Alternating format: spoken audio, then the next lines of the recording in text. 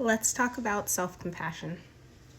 I share the word self-compassion a lot on this page, especially during tarot readings or talking about how to rewire and reprogram your self-limiting beliefs and limiting thought patterns. And today we're going to talk about what is self-compassion. I'm going to give you the T on self-compassion, how to use it, what it's made up of, and why it helps. Now, this might be a pretty long video, so it might just be split up into sections. So, make sure you're following me if you want the whole story. Let's get into the tea, or the cocoa, as it may be.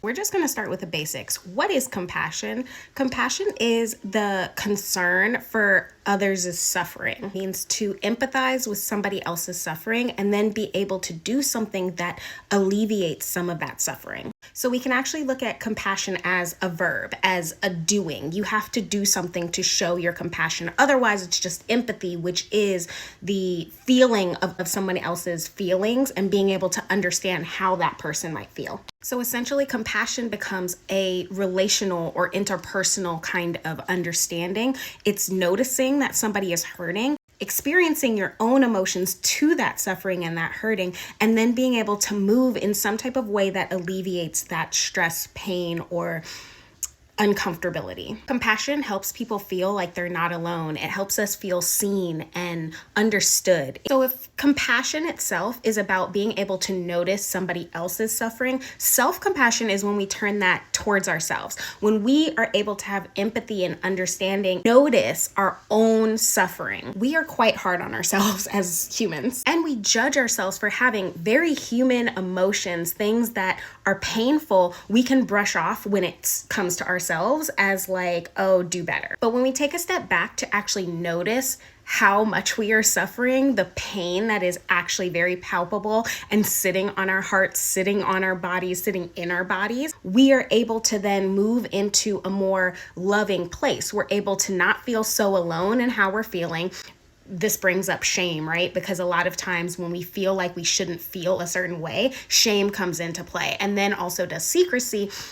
Sharing shatters shame. But anyways, that's a whole nother story. At any rate, what we do as humans often is if we see our own suffering, we brush it off. First of all, we don't acknowledge it as suffering, as something that should be held, like a young child who's crying. You would pick them up, right? We see our own suffering and we tell our little inner child to go sit in the corner in timeout.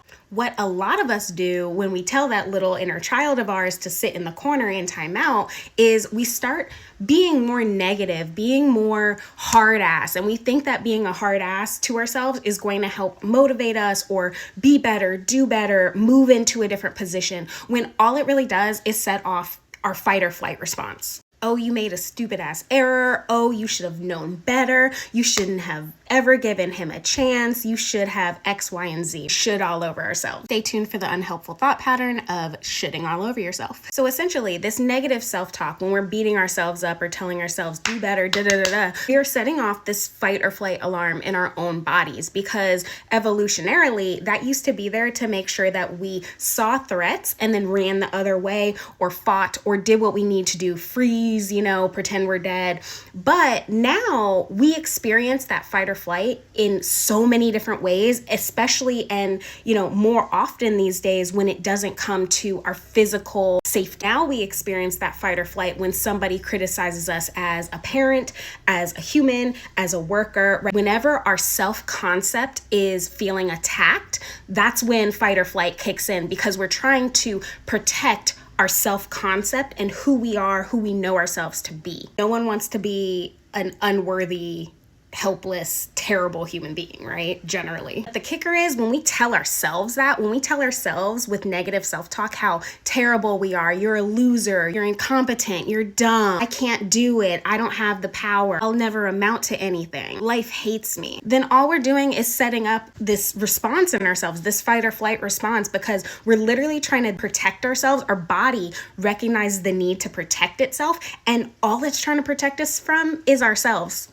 So I can get a lot more into the science because I'm nerdy like that, but this is the simple reason for why it does not help to beat up on yourself. Even if you feel like you need tougher love, that is not a productive way to do it, because we're sending our body into fight or flight. Cortisol ramps up. Cortisol in high doses is a blood toxin. It's not good for you if you're always in a high cortisol state. Your body feels like it's always getting ready to be attacked, and then it basically starts attacking itself because of those different hormones that are set off by cortisol, by an elevated fight or flight response all the time. The key to pain is not to cause more pain. We don't look at a scab and say, oh, I'll heal that by putting a little stick in it and moving it around. Maybe if I move it around enough, it'll heal. What? No. Put some medicine on it. We bandage it up. We leave it alone. We do things to help that wound heal. Now, why aren't we doing that with our mental health or our emotions? A lot of people think that self-compassion will lead to coddling or to somebody being too soft, when in actuality, the thing that leads us to being helpless and hopeless is when we consistently beat up on ourselves, That's really what is going to keep us down in the dumps. The interesting part about human behavior is that a lot of us have been taught to shy away from things like pain, grief, suffering. It's uncomfortable for us, so we don't like looking at it, and we really don't like noticing it if we can help it. So especially in ourselves, we do everything possible to not notice that suffering.